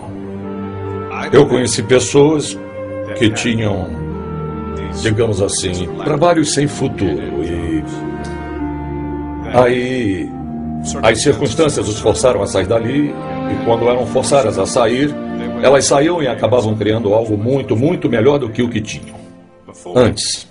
Mas uma força as empurrou. E eu acho muito possível que essas pessoas que estão nessa situação de trabalho consigam visualizar o que está para chegar e então tomem uma atitude. O maior obstáculo que eu vejo ou ouço falar são pessoas que não querem correr o risco. E com certeza existe uma correlação entre risco e recompensa.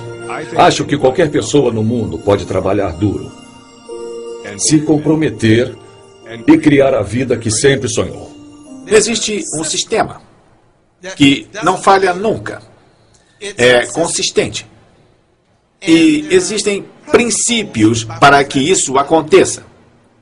Se nós conseguirmos achar esses princípios centrais e aderir a esses princípios, nossa vida também vai funcionar. Tudo funciona. Conversas que não funcionam. Eu acredito que isso aconteça nos relacionamentos. Eu vou tentar, para ver o que acontece. Já me disseram que tentar é fracassar com honra. Tentar é diferente, porque é claro que você está agindo, mas você está mais comprometido com a luta em si. E o que você realmente pensa, aquilo que o seu contexto indica, é que, na verdade, está fracassando nas suas ações.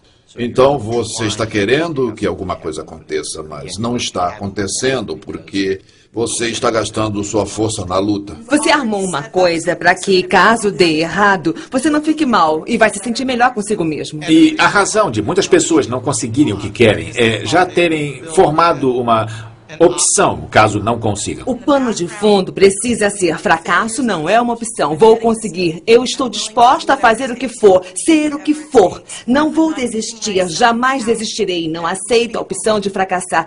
Sei que isso é muito difícil, especialmente se você já tentou muitas e muitas vezes durante a sua vida.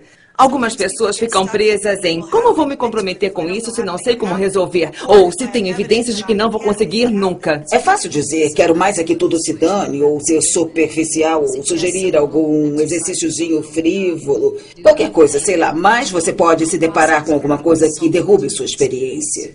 Por exemplo, digamos que a sua experiência seja conseguir gasolina para o seu carro. Como é que você encara isso? Encara como um sofrimento ou encara como uma contribuição? Uma das áreas críticas é como você estipula suas intenções. É algo específico já realizado ou é como uma cenoura que está ali e você quer alcançá-la ou você não quer alcançá-la? Você quer chegar, mas você não chega.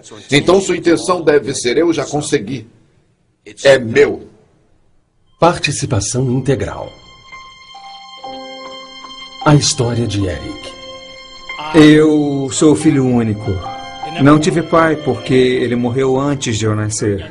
Desde muito cedo eu tive que cuidar de mim mesmo, aprender a me defender sozinho. Sempre gostei das pessoas. Eu era muito popular entre as meninas na escola, mas era sempre platônico. E daí eu passei por experiências e tudo mais, e aí você descobre que, você sabe, eu sou gay. E acho que o mais difícil é assumir para si próprio. Eu tive muita sorte porque isso não foi um problema para a família, foi algo que eu tinha que resolver, e convicções religiosas também. Aceitar a mim mesmo exatamente do jeito que sou, e isso foi o mais difícil porque eu me assumi gay na adolescência bem cedo. Atualmente sou gerente de corretagem de uma imobiliária em Nova Jersey. Abriram um escritório novo da Keller Williams em Fort Lauderdale e eles estavam querendo um sócio investidor. Então a oportunidade surgiu assim e eu disse sim. Eu sempre voei e aí eu conheci um cara, o Gary, que é dono de um caça russo L-39. Acho que ele o importou e ele mesmo cuidou da aviônica. Há uns 2 anos, perto do 4 de julho, eu pilotei e foi como eu comemorei o feriado. Foi muito legal. Fiz todas as acrobacias, subidas, voltas invertidas, giros, enfim, fiz todas as manobras. É a maior adrenalina, pura tensão, é como o paraquedismo. Também provoca uma emoção extrema, é excitação, eu me sinto poderoso. Porque se eu fiz isso, eu posso fazer qualquer coisa. Quando eu era mais novo, eu tinha muitos brinquedos. Quando amadureci, eu passei a valorizar as experiências e o tempo que eu passo com as pessoas, porque as coisas não duram. Elas dão um prazer momentâneo, mas desaparecem. Para quem está de fora, minha vida parece fácil. Eu faço ela parecer fácil porque eu tento incorporar Trabalho com prazer. Eu nunca deixei de agradecer pelas coisas e as pessoas que tenho em minha vida. Trata-se de trabalhar junto, formar um time, uma rede e garantir que aconteça. Participar, se movimentar. Participação integral. É a última parte do relacionamento. Participação integral. O que significa? Significa que quando você sai da cama de manhã, já está na ativa. E quando vai para a cama à noite, está exausto. Por quê? Porque você joga com tudo. Joga sem nada a perder. E, na verdade, você não tem mesmo nada a perder. Porque, como falei antes, ninguém sai vivo deste jogo. Então, se não posso sair vivo do jogo, quais são minhas opções? Jogar com tudo. Totalmente responsável. Como origem, criando do nada. Ir fundo, 100% ou se restringir. Garantir que não vai cometer erros. Estar certo. Ser condescendente, julgar, isolar-se e não se relacionar. Essa resposta não é difícil para mim. E acho que para você também não. Eu acho que quando nos importamos e nos engajamos com tudo na vida, participamos fundo da vida. E aceitamos nos arriscar, fazer coisas que possam parecer incômodas, como falar com estranhos. Faz muita diferença para eles e ainda mais para a gente. São pequenas coisas, como se dispor a falar com um completo estranho numa mercearia. É uma coisa tão pequena, mas você nunca sabe a diferença que vai fazer para outra pessoa. E esse sentimento de satisfação por ter feito isso é incrível. A história de Michael. Eu possuo um abrigo para os sem-teto em Las Vegas, que começou com um amigo meu. Ele é um cara rico, que sabia muito bem da importância de retribuir. Ele falou para mim que já tinha tanta coisa e gostaria de interagir com o sem-teto. E também ele queria fazer a parte dele. Fazia muito calor em Las Vegas, então fomos levar água até uma área onde os desabrigados da cidade se concentram. Então o que nós fizemos foi levar um caminhão cheio de água, meias e essas coisas que ajudam as pessoas. E enquanto oferecíamos a água e interagíamos com eles, aí uma família jovem se aproximou. E eles não deviam ter mais de 20 anos de idade. E eles tinham 3 filhinhos pequenos. Estava fazendo 46 graus e estavam completamente vestidos, inclusive com casacos. E os casacos estavam sujos. As crianças estavam sujas. Aquela interação foi difícil. Mas eu acho que existe o que extrair daí. E eu acredito que as pessoas devem purificar das emoções. Então, porque eu estou preocupado, porque eu estou emocionado com aquela interação, isso é o máximo. Porque o que há nisso para mim, o que há em tudo isso que me emociona? E o que é que isso vai me levar a fazer? Eu usei a emoção dessa experiência para me incentivar a construir essa fundação. Porque talvez eu acredite que se eu der algum dinheiro para as pessoas, então eu vou estar perpetuando a miséria. Mas as necessidades humanas básicas precisam ser satisfeitas. Então, esse é um nível. E eu vou ajudar essa pessoa nesse nível. Mas também vou ajudar essa pessoa a sair desse nível, se ela estiver pronta.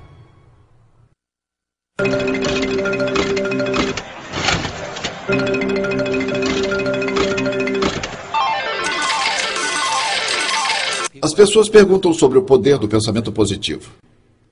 Esse poder é válido desde que você tenha uma intenção. Se você tem um pensamento, não quer dizer que isso vai te levar a algum lugar. Pode ser só uma nuvem passando. Mas se você puser uma intenção, se dirigir esse pensamento, É aí que começa a ativação. E quando age sobre esse pensamento, é quando você o ativa. Ficar aí sentado pensando numa conta de banco. Quando você não tem um trabalho que renda o suficiente para que você pague as suas contas, provavelmente não vai gerar abundância financeira. Alguns dizem que basta focalizar em algo e uma mágica acontece. Mas é preciso focalizar de modo a que possa agir como deve ser. E aplicar toda a sua energia nisso. Você tem que agir. Olha, a sequência é ação, resultados. Sem ação, sem resultados. Eu confesso que não conheço muitos casos em que só de pensar, ou seja, apenas ficar sentado pensando, fosse resolver alguma coisa. Eu sei porque já tentei isso. Eu pensei no que queria que acontecesse com muita força. Cheguei a ficar obcecado. E eu não vi qualquer movimento para que alguma coisa acontecesse. Agora, por outro lado, quando falo ao telefone, quando uso e-mail, quando eu pego o meu carro e vou ver as pessoas e começo a falar sobre o que eu quero, falo em como tal coisa é uma ótima ideia e começo a ouvir suas opiniões sobre o assunto, mostro meu entusiasmo, é aí que vejo as coisas se movimentando bem rápido. Conhecimento é inútil, a menos que a gente use ele. Então, quando obtiver um conhecimento, descubra como usar e ponha em ação. As pessoas que sabem o que fazer com o conhecimento sempre têm sucesso. Só conhecer uma coisa não adianta, tem que saber o que fazer com o que se conhece. Você pode ser uma dessas pessoas que está sempre em ação. Mas ação e ação e ação sem uma visão é apenas desperdício de energia, é só movimento. Isso não vai levá-lo a lugar algum. Mas quando você tem uma visão e tem uma linha de ação, suas chances de obter sucesso são maiores do que de não obter. As coisas acontecem por causa das relações, porque chegamos a acordos sobre elas. E algumas pessoas são craques em fazer isso naturalmente. Algumas têm que se esforçar, a maioria tem que se esforçar. Assim que você entende como funciona, você deve jogar conforme as regras. Então você precisa praticar, até que seja como respirar para você. Aí não pratica mais. É como andar de bicicleta. Se você sabe andar de bicicleta, vai levar um tempo até conseguir a distinção chamada equilíbrio. Mas assim que o atingir, está feito. Pode ficar sem pedalar por 10 anos, mas se eu lhe der uma bicicleta, você vai andar nela. Talvez precise treinar até ficar bom mesmo, mas você já tem a distinção. Quando eu pratico alguma coisa, tanto que até faça parte de mim, faça parte do meu corpo, seja parte de quem eu sou, eu posso relaxar. Aí estou livre para criar. Algumas práticas que recomendamos: manter um diário, meditar, fazer exercícios físicos, ser capaz de ler, de estudar, ficar quieto. Porque quando ficamos quietos e recolhidos, nos tornamos capazes de ouvir coisas que estão muito além do bate-papo.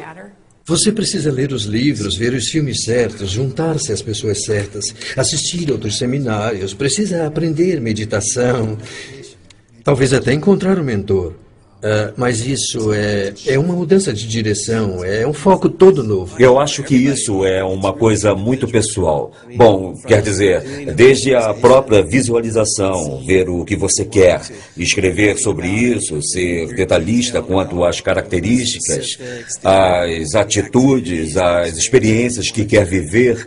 Algo como cortar figuras e criar um mapa ou um quadro daquilo que você quer.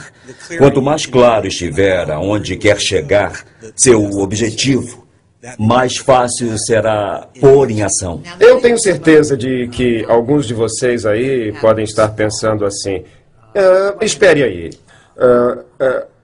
Eu não quero ser o autor da minha vida, o criador da minha vida. Deus é o criador da minha vida. Uma coisa que pode ser confusa neste momento é responsabilidade pessoal. E quando dizemos responsabilidade pessoal, não estamos dizendo que Deus não é todo-poderoso. Apenas dizemos que dentro disso tudo, nós somos responsáveis. Digamos que há algo no universo. Chame como quiser. Se Deus for um pouco demais, tudo bem.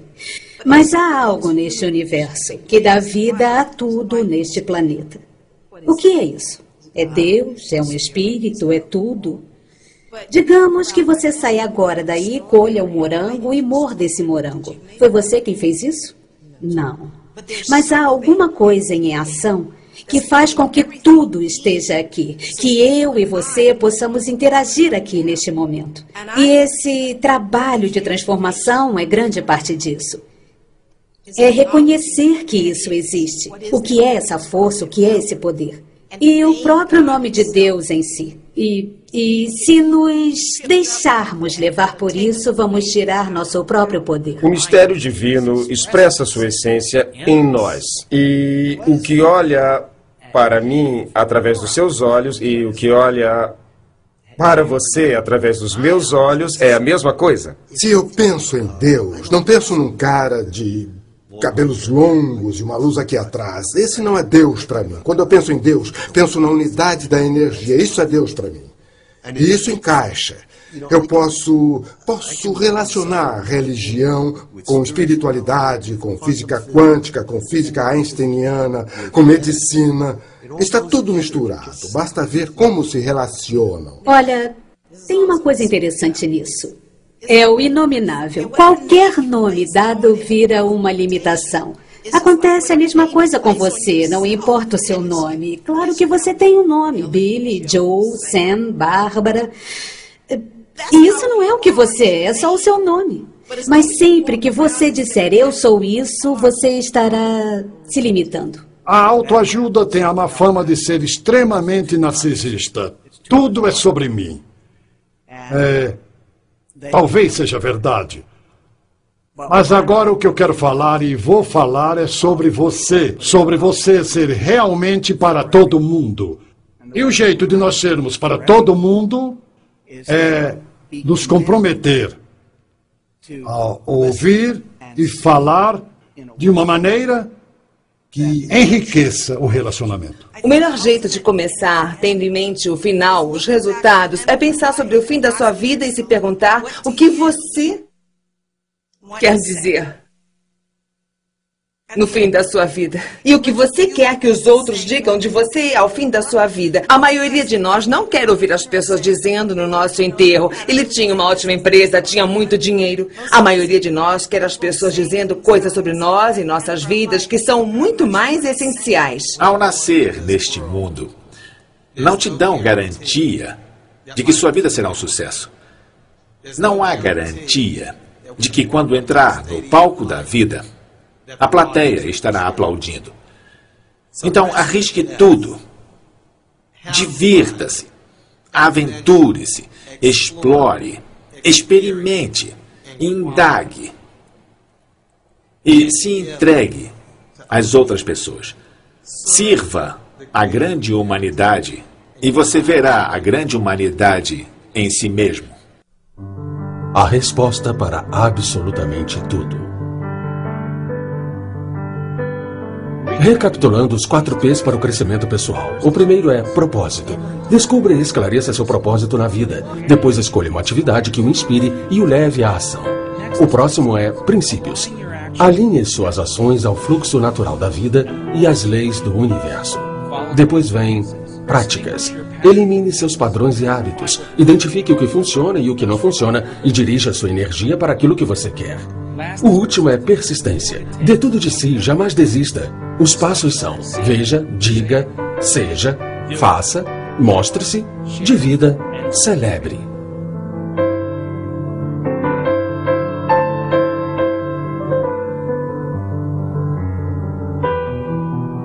A resposta para mim é confiança e entrega. A resposta para mim é: ame o mundo, ame as pessoas à sua volta indiscriminadamente. A resposta é que não tem resposta. Cada pessoa tem a sua própria. A resposta definitiva é amor. Talvez a resposta seja... Você está disposto a estar na pergunta? Está nas questões que você persegue e a resposta é você. Você tem que ser a resposta para si mesmo. Eu acho que a resposta deve ser: transforme-se e cresça. Cresça consistentemente. Crescimento existe em abundância. Amar. Amar é a resposta. Qual é a resposta? Não há resposta. Mas quero dizer uma coisa. Na verdade, a resposta é conhecer a si mesmo. Conhecer a si mesmo como um ser infinito, que é tudo. Só isso. A resposta serve para todos, seja quem você quer ser. E essa é a resposta para absolutamente tudo. O que você quer ser?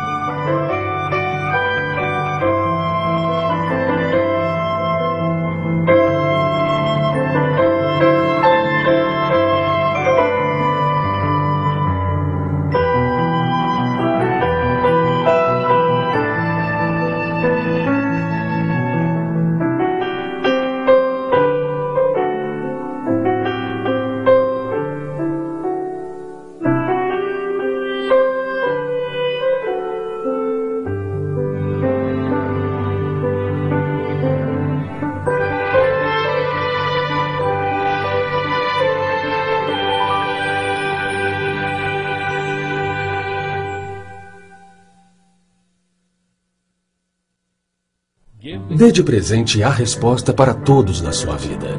Há inúmeras maneiras de partilhar a mensagem. Além de DVDs, temos folders, postais e outros produtos disponíveis em gettheanswer.org. Mantenha a força de A Resposta viva na sua vida. Organize seus próprios encontros, reuniões de pessoas compromissadas a se ajudar e a praticar os princípios explorados no filme. Acesse o endereço na tela para ver dicas sobre como abrir o seu próprio grupo de discussão e para outras ofertas limitadas. E lembre-se, você é a resposta.